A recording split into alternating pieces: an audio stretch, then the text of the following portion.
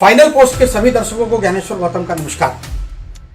झारखंड और महाराष्ट्र दोनों का चुनाव प्रचार समाप्त हो चुका है और अब जनता की बारी है कि जनता किसके चुनाव चिन्ह पे वोट देके और उसको सदन में पहुंचाने का काम करेगी।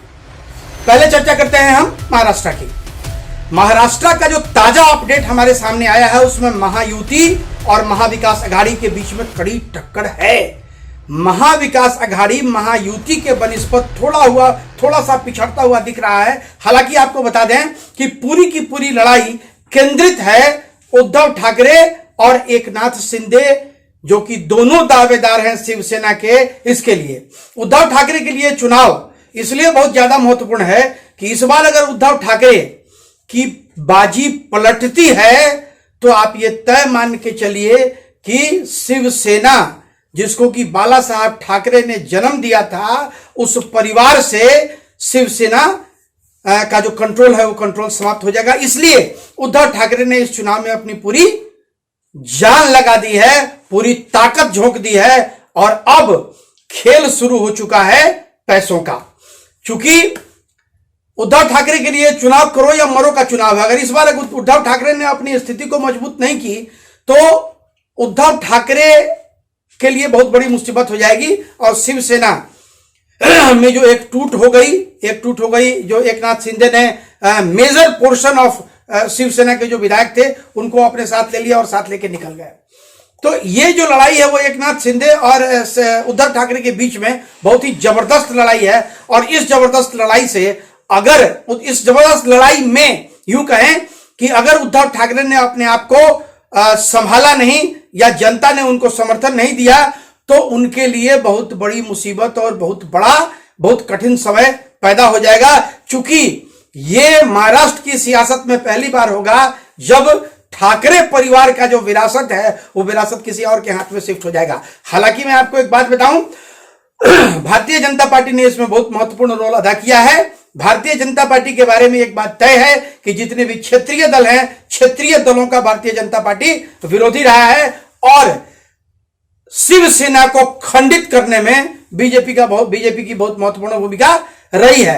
एकनाथ शिंदे को समर्थन देके उनकी सरकार बनाना, उनको मुख्यमंत्री बनाना, बाला साहब ठाकरे की जो विरासत है उस विरासत पे एकनाथ शिंदे का कब्जा दिलवाना, तो ये स्थिति पैदा हुई है। हालांकि कुल मिला के आपको बता दें कि उद्धव ठाकरे जो हैं, उद्धव ठाकरे को शिवसेना में समर्थन बहुत कम प्राप्त हो रहा है। उद्धव ठाकरे को जो भी समर्थन शरद पवार और कांग्रेस की वजह से मिल जाए तो वही उनका बेस बैंक बचेगा।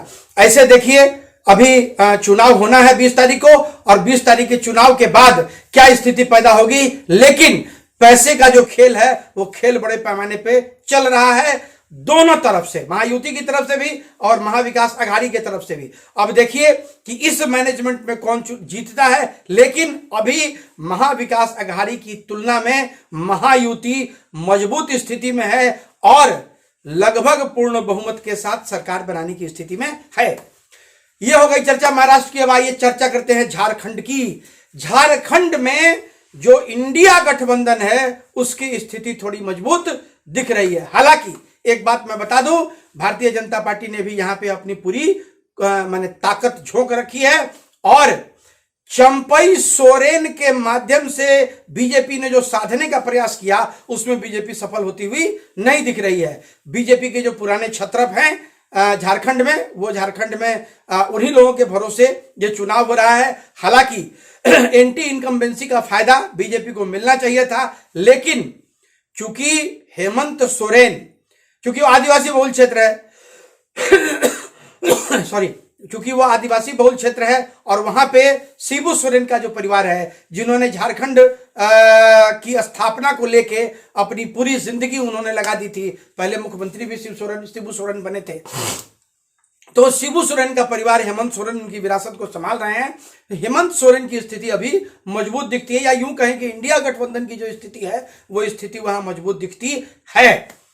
अब भारतीय जनता पार्टी के लिए जो ये चैलेंज है झारखंड के चैलेंज को भरने के लिए बीजेपी ने भी अपनी पूरी ताकत लगा रखी है और दोनों जगहों से बहुत ही जबरदस्त तरीके से और बहुत ही प्लान्ड वे में मनी लॉन्ड्रिंग का जो मामला है, पैसे पहुंचाने का जो मामला है, वोट के जो ठेकेदार हैं उन ठेकेदारों की चलती है।